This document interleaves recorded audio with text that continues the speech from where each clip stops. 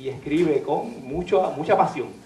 Edwin es una persona apasionada, piensa de forma intensa y es lo que define, ¿verdad?, grandemente al doctor Edwin Vázquez. Así que para nosotros es un gran placer tenerlo aquí con nosotros en este Congreso de los Profesores 2008. Gracias. Lo de controversial lo puse por los comentarios que me dejan. O sea, uno sabe. De hecho, yo conocí a Ramón López, que es colega de la Universidad de Puerto Rico, a través de un careo que tuvimos en los comentarios, pero muy respetuoso. Y lo conocí ahora aquí. Y así he conocido mucha gente. Y físicamente pues nos hemos hasta encontrado en algunos lugares para intercambiar ideas. Este título quizás está un poquito más rimbombante de lo que debería ser. Será como un tratado, una tesis, ¿verdad?, doctoral. Pero en realidad es como una especie de reflexión sobre mi travesía, lo que yo he pasado desde hace muchos años y dónde me encuentro ahora. Aquí vamos a delatar la edad de 2 o 3 de ustedes.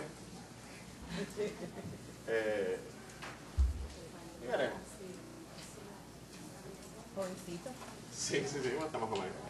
Bien, no les voy a decir todavía qué significa eso.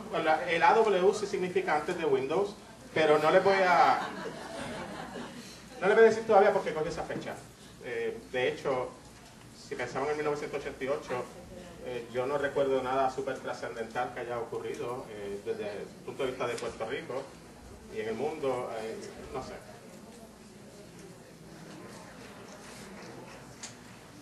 Bueno, yo estaba en New York cuando comenzó esta revolución de las computadoras personales. Yo recuerdo las primeras Apple. Yo jugué con una Apple II, o sea, donde yo trabajaba me dejaban usarla y aquella era una maravilla.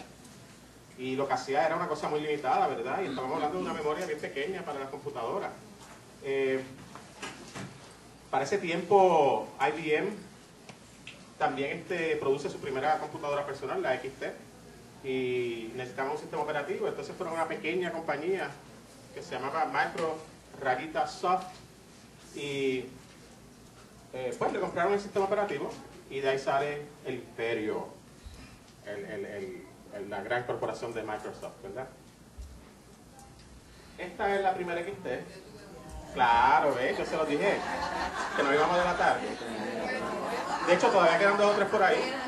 Sí. Hay ciertos departamentos que todavía esa es la que tienen. Eso es lo más avanzado que hay en algunas escuelas, ¿sabes? Eso fue a principios de los 80. Y no se hagan muchas ilusiones porque aquí esta pantalla lo más probable era en blanco y negro. No recuerdo. Sí, ¿verdad?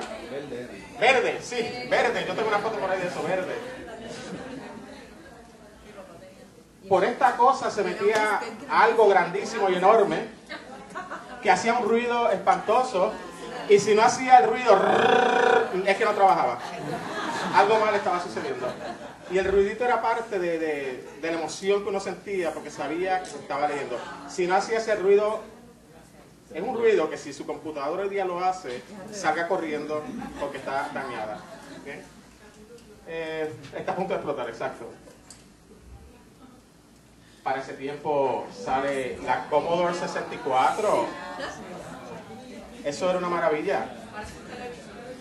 De hecho, si no me equivoco, yo creo que ese monitor uno podía conectarle, había una que se podía conectar a un televisor, al televisor regular, ¿verdad que sí?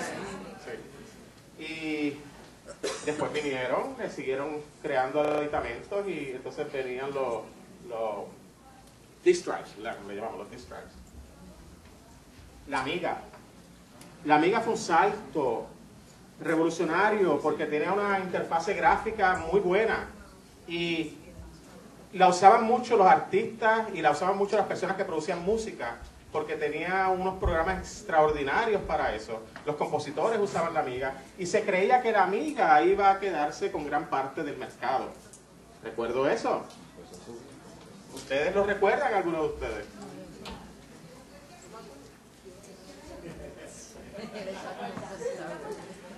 Sí, esto fue una época bien interesante porque yo solamente he mencionado 2 o 3 computadoras que no eran de IBM, pero en realidad había una efervescencia de muchas computadoras luchando, ¿verdad?, por el dominio. Para ese tiempo, pues, 2 Steves, Steve Jobs y Steve Wozniak, desarrollan la Apple, que eventualmente evolucionó a la Macintosh, ¿verdad?, que tiene un sistema operativo que muchos, los 300 personas que utilizan esa máquina, pues dicen que es superior.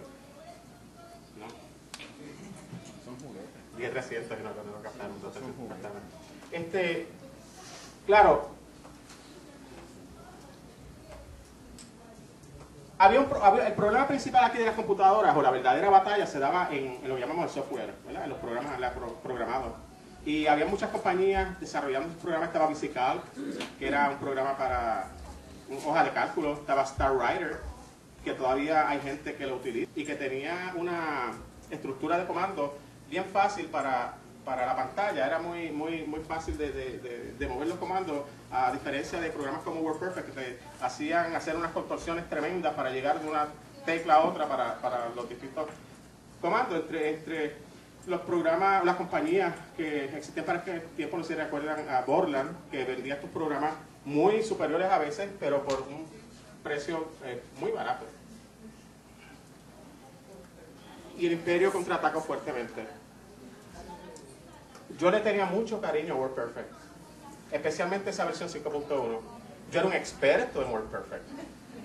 A veces cuando yo voy a imprimir pienso Shift F7. Insertar una figura, Alt F9, FC. Y le cogí cariño a esa pantalla. Entonces vino Word, la versión 1, y aquello se veía tan lindo porque era una interfase gráfica también. Entonces cuando uno le daba itálica se veían las letras dobladas, ¿verdad? Itálicas, quiero decir. Y eso a la gente la maravillaba. Y a mí me maravillaba. Y entonces negritas se veían negritas. Era grande porque para nosotros en WordPerfect no sabíamos en realidad, no estábamos claros, y había que abrir los comandos y ver que los códigos, insertar los códigos. Pero WordPerfect tenía el 90%, por lo menos yo creo que tenía como el 90% del mercado de las computadoras. Y se pusieron arrogantes. Se pusieron arrogantes, como cierta compañía grande que se llama Microsoft se está poniendo arrogante, porque creen que las cosas no van a cambiar. Ellos, una de las cosas que alegaban era, por ejemplo, WordPerfect era el sistema dominante en los asuntos de abogado, de leyes, y entonces cuando sale Word 1.0 y eventualmente tiran el sistema operativo de Windows, el 3.0, WordPerfect no estaba preparado para lo que venía. Y se resistieron a hacer una versión para Windows. Cuando hacen una versión para Windows, ya era muy tarde y ya Word se había quedado con el mercado. Y entonces Microsoft, ni corto ni perezoso, empezó a crear otros programitas. Uno le llamó Excel. Le compró un programa a una compañía pequeña que se llamaba PowerPoint 1.0. Y un día dijeron, vamos a tirar todo esto junto y vamos a llamarle Office. Y así fue. Adiós Lotus 1, 2, 3. Que también parece que nunca se iba a ir. ¿Todavía lo usan por ahí? ¿No? Yo lo usaba. Harvard Graphics. A ver si tenía Con Harvard Graphics se hacían las grandes presentaciones. Ese era el PowerPoint de antes. Y yo estoy seguro que si buscamos en algunas oficinas de algunos profesores, todavía están las cajas originales con los discos. Los floppies. Los floppies porque eran bien blanditos. De vino de flop. Cierto, los floppies. Netscape. Este era el primer browser, ¿verdad? ¿Y cómo murió Netscape? Pues murió porque Microsoft metió Explorer en Windows, en el sistema operativo, lo metió con el sistema operativo y en todas las computadoras. Use Firefox. Vamos a revelarlo, ¿verdad? Hello Google. O sea, entonces ahora estamos en una posición donde a Microsoft se le escapó algo, un pequeño nicho que no exploró y fue el de la búsqueda. Google no fue la primera compañía que se dedicaba a la búsqueda de información. Había otra, yo me acuerdo una que se llamaba Excite, que todavía existe por ahí, excite.com, que yo usaba muchísimo. Lycos, correcto. Y todavía está Ask y Altavista, están todavía por ahí. Pero Google tenía un algoritmo mucho más poderoso y ahora está al nivel prácticamente de Microsoft en poder. Y yo soy un usuario ávido de Google, uso Google Documents, Google Spreadsheets con mi estudiante. Les exijo que abran una cuenta de Gmail, porque así pueden hacer trabajos colaborativos a través de Google Documents y Google Spreadsheets. Y bueno, y algún día a lo mejor estaré hablando en alguna de estas conferencias diciendo el imperio de Google y viva ahora, qué sé yo, otro Linux y lo demás.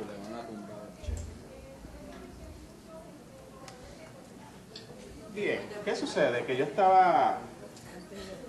Sí, yo doy clase, mis estudiantes pues son subgraduados, obviamente, los que Calle.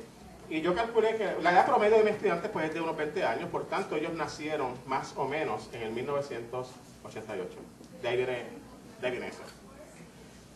El problema que yo tengo con esto es que yo tengo muy claro dónde yo estaba en el 1988 y que a veces se nos olvida que en el 1988 esos niños eran recién nacidos. Peor aún, 10 años después, en el 1998, ayer para muchos de nosotros, esos niños tenían 10 años. Y por tanto, es un reto para nosotros como educadores el ubicarnos donde esos estudiantes están ubicados, porque nosotros venimos de una generación análoga y ellos están ubicados en una generación completamente digital. Y eso es un reto bien grande para todos nosotros. Y de hecho, leía un artículo en el New York Times sobre un estudio que se está haciendo precisamente de cómo los académicos, muchos, siguen haciendo referencias a eventos que para ellos están frescos en sus mentes y los estudiantes se quedan. ¿Usted ha visto los sapos en la carretera por las noches? En noches de barrunto. Son sapos suicidas, o sea, se quedan así, quietos, y así se quedan los estudiantes.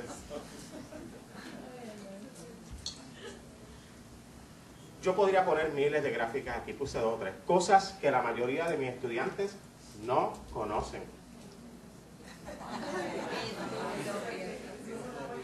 ¿Un floppy? El floppy.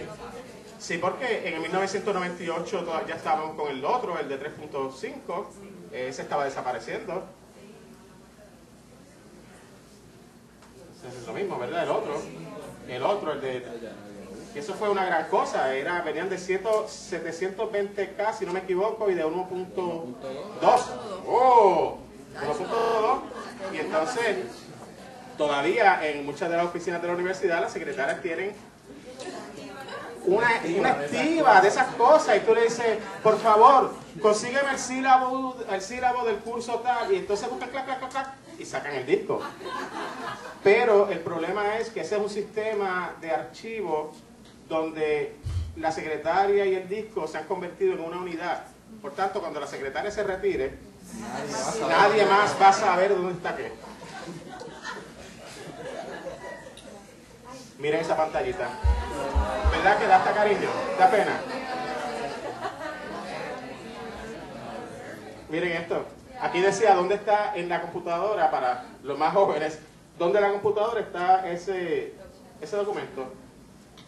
Luego allí decía la línea, la posición donde estaba el cursor. ¿Bien? Y ese es el color, aquí no se nota, pero era un color como verdoso. No, uno lo podía cambiar. Uno podía cambiarlo, la pantalla blanca y qué sé yo, pero no tenía muchas opciones. Y entonces le dabas a F1 y F1 te daba la ayuda. Que de hecho es la razón por la cual, no sé si usted, yo soy biólogo y hay un concepto en la biología que tiene algo de concepto erróneo, lo que llaman órganos vestigiales, en términos de la evolución. Estas partes que ya supuestamente no tienen función. Estas computadoras todas tienen órganos vestigiales y son las teclas F1 a F12. Eso viene del tiempo de DOS. Eso no tiene ninguna función. Se le asigna función porque, bueno, están ahí, pero en realidad eso no sirve para nada. Para nada. Para lo único que yo uso esas teclas es para conectar el monitor y asegurarme de que aparece en pantalla, para nada más. Este es Lotus. ¿Verdad que da hasta cariño y pena? No sé, da como a nostalgia. A mí me quiero abrazar el pobre Lotus, porque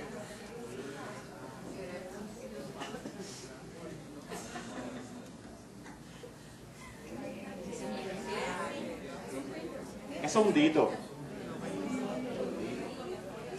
¿Qué es un dito? Bueno, bendito dito. De hecho viene de la marca que era Dito. Y antes del Dito estaba el Estarcido como tal, que era otra cosa más antigua, más arcaica.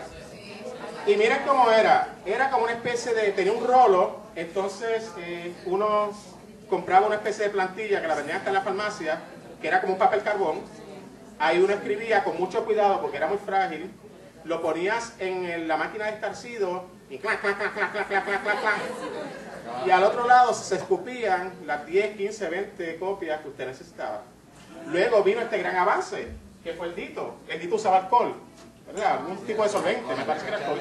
Y uno le echaba alcohol, y entonces las copias salían más limpias. Y yo creo que estas las que salían como violeta, no me acuerdo, pero había unas que eran como violeta. Entonces uno llegaba a la sala de clase todos los manos pintadas de violeta. Y un montón de copias en un color chatré, qué sé yo, un color que cegaban. Pero eso fue una gran revolución. Miren, hay escuelas, me han dicho maestros, que todavía los tienen. ¿Okay? Sin embargo, yo no voy a demonizar estas cosas porque muchas de ellas no utilizan electricidad, e imprimen y funcionan y logran el trabajo. Sí, paradito.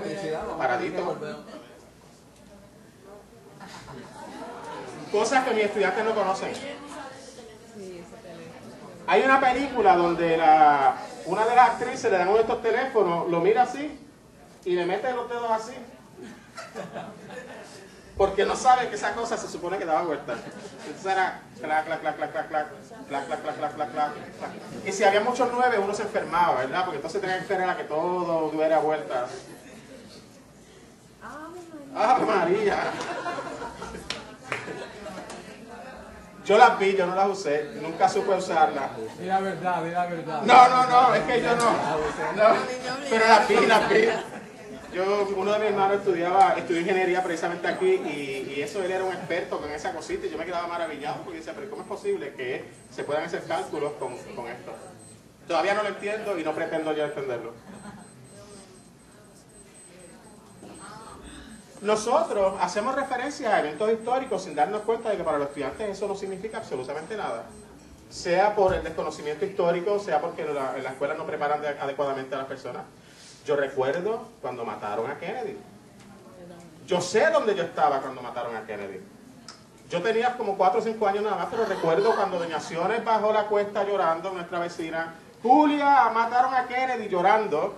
Mami llorando. Y yo no lloré porque yo no sabía quién era Kennedy, pero sabía que era algo serio. Y estuve todo el día mirando la televisión, blanco y negro por supuesto, viendo toda aquella ceremonia y todo aquel evento. Cuando mataron a John Lennon, mis estudiantes, muchos no saben ni quién John Lennon es. No sé si vieron la película Freedom Riders, excelente, se la recomiendo. Cuando ella hace referencia al holocausto y uno le dice, what's the Holocaust? Pues muchas veces eso no puede estar pasando en la sala de clase. Yo recuerdo cuando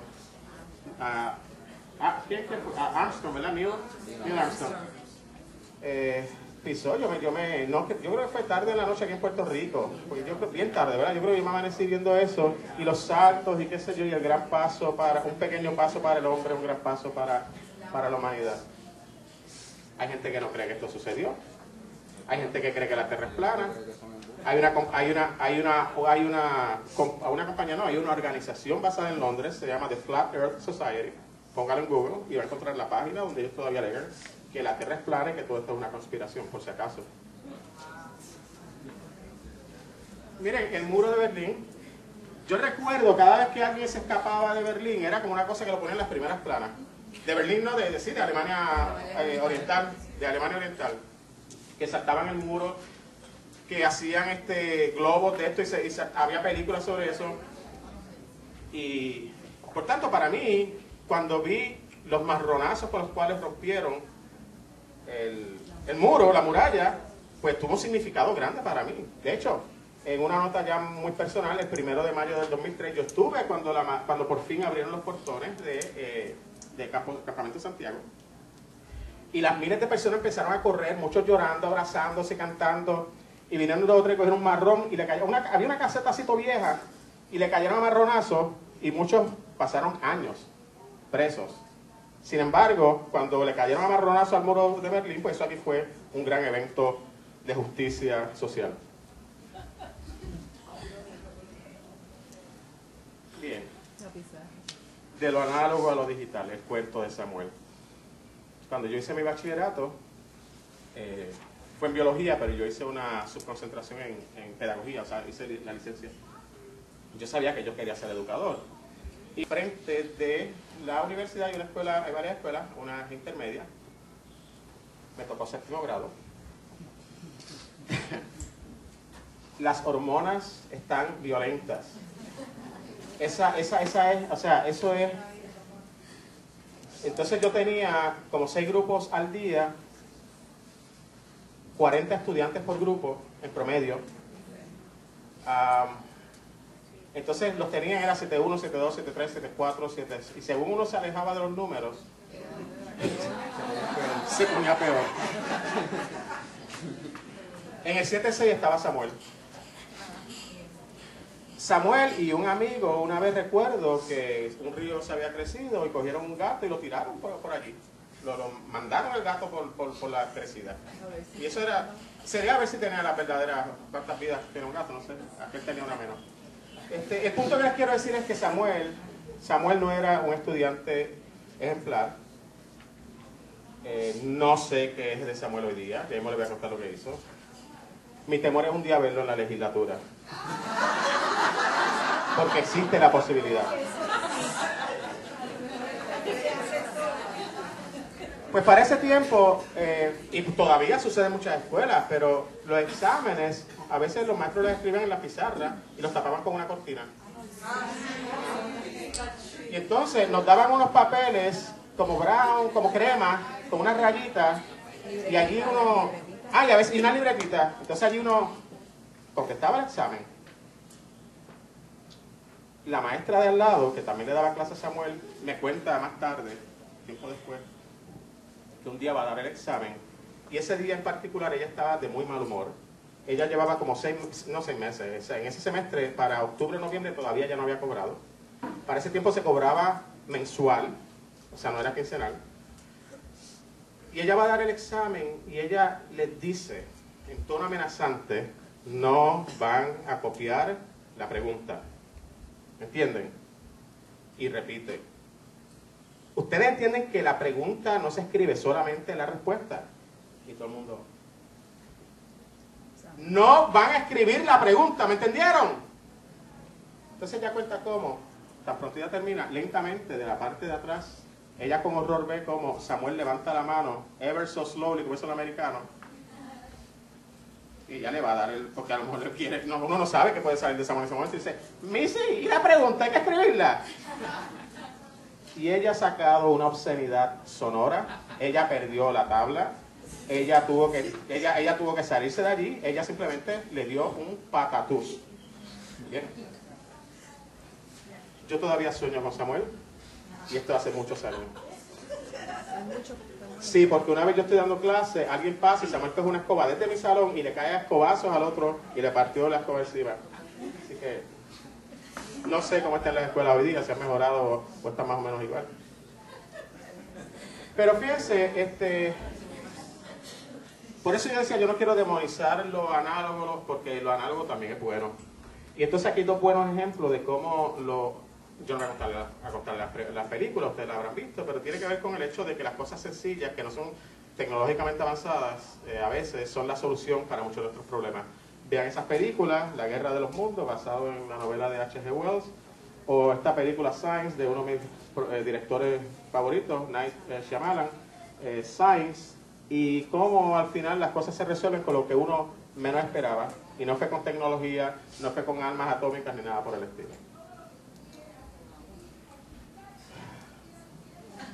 Y entonces ahora nos han espetado generaciones X, Y, Z, generaciones ABC, y nos han confundido, y entonces ahora cada cual tiene un nombre y una letra, y entonces le metían Ritalin al pobre muchacho, el primero que saliera corriendo le metían Ritalin.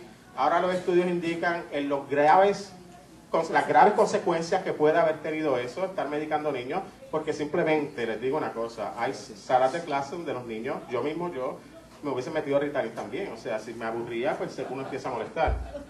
Yo recuerdo, en tercer grado, a Mrs. Ortiz, tercer grado, cuando vino Pepito, no se llamaba Pepito, pero siempre se llama Pepito, me coge el lápiz, y viene la maestra, coge el metro, lo levanta así, y yo me pongo bien contento, porque el Pepito iba a recibir su merecido, y la maestra cogió y me cayó a metrazos, a mí, me dio, entonces yo decía, pero la vida es bien injusta, ¿verdad? Porque a mí me quitaron el lápiz, me dieron, lo que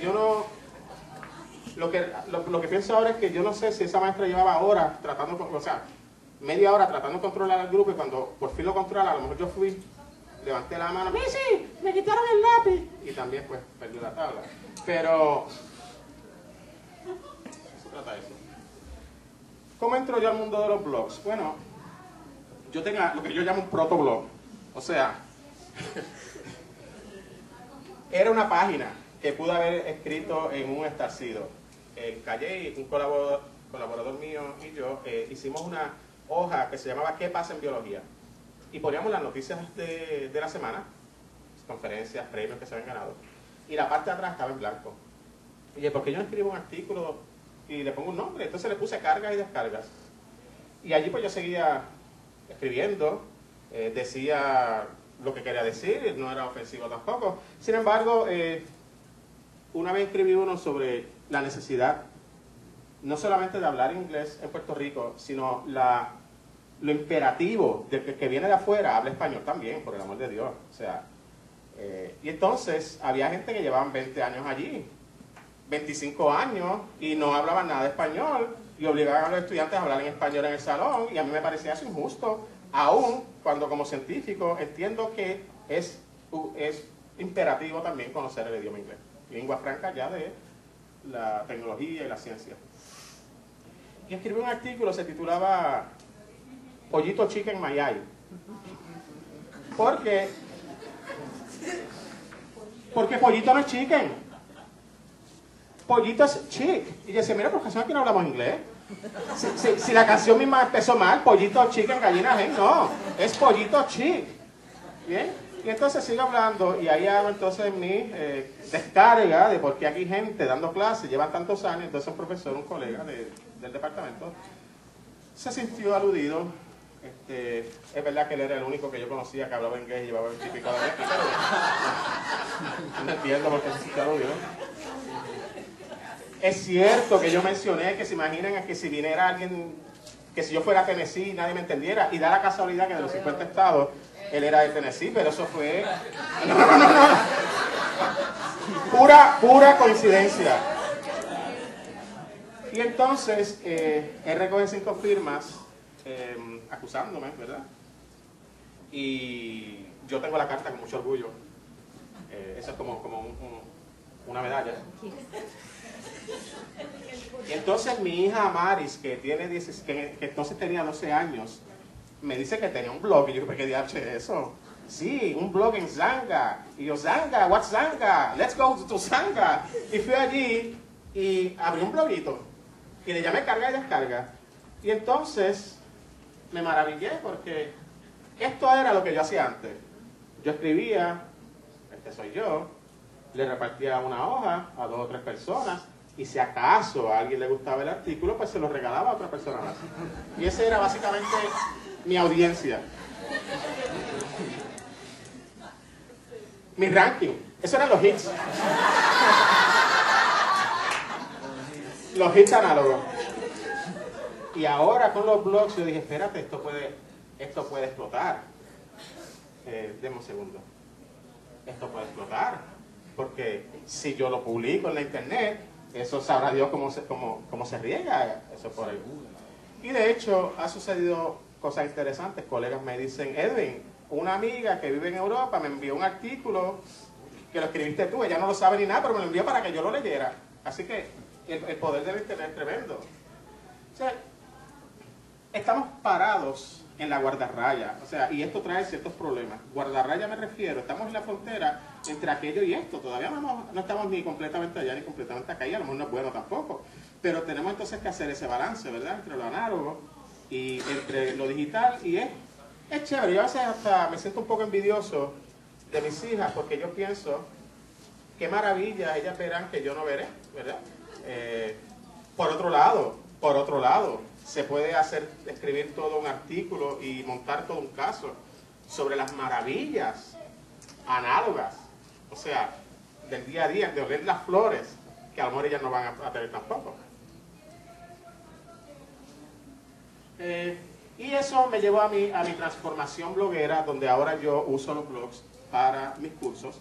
Mis estudiantes, algunos tienen sus propios blogs. Yo tengo un blog para cada curso, allí yo pongo mis presentaciones de PowerPoint, allí les doy los bosquejos de exámenes, lo uso activamente. Yo tengo una serie de transparencia aquí que voy a pasar muy rápido porque el tiempo no me va a dar, y la idea es la siguiente, simplemente que aquí es que estamos nosotros ahora, no solamente son los blogs, sino son esta serie de herramientas, ¿verdad?, que forman parte de lo que llamamos la web o la red 2.0, que incluye wikis y blogs, foros de discusión, y que nos permite estas interacciones sociales profundas. Publicación instantánea, uno de los mayores beneficios y poderes que tienen los blogs. Una audiencia ilimitada, entre comillas, por supuesto. No hay que saber programación. Eres parte de una red social, ya no estoy solo, ya no son los tres puntitos aquellos. Una herramienta poderosísima de comunicación y una herramienta pedagógica poderosa. Eso habrá en otros talleres y otras discusiones que se están dando. Pero esta cita me gusta porque dice: lo que bloguear ofrece es la inmediatez. Porque fíjense que comparado con lo que estamos acostumbrados a hacer en la academia, donde usted somete algo, y quizás cuando usted tenga nietos, usted va a enterarse de si se lo publicaron. Esa inmediatez es algo de lo cual no estábamos acostumbrados. Y mucha gente se siente que está como una tienda de dulces. Y dos o tres detalles rápidos. Miren, aproximadamente se está produciendo, hay un error, pero se está produciendo 120.000 blogs nuevos cada día, 1.4 blogs nuevos cada segundo, 1.5 millones de posts cada día. Esto es datos basados en que saca Technorati. Este estudio fue, me parece que aparece como para abril del 2007, más o menos. Llegar de 35 a 75 millones de blogs tomó 320 días. El idioma número 1 de los blogs es japonés, con un 37%. El inglés está segundo con un 33%. El español está quinto con menos del 3%. Así que ahí tenemos un reto y una responsabilidad. Esto simplemente representa el crecimiento acelerado de los blogs y cómo ciertos eventos particulares, si usted hace una gráfica, se da cuenta de que hay ciertos eventos que hacen que suba grandemente el número de entrada, ¿verdad?, de lo que uno escribe, y entonces los puede ubicar según qué grandes eventos han sucedido para esas fechas. Y esto muestra que ya los blogs se están convirtiendo algunos en parte, o sea, se pueden comparar con lo que llaman los sistemas mediáticos principales, ¿verdad? Ya compiten algunos con muchos periódicos, que son los que están en rojo en términos de el alcance que tienen. Esa gráfica es la que muestra lo de los idiomas que le había mencionado. El pobre español es este.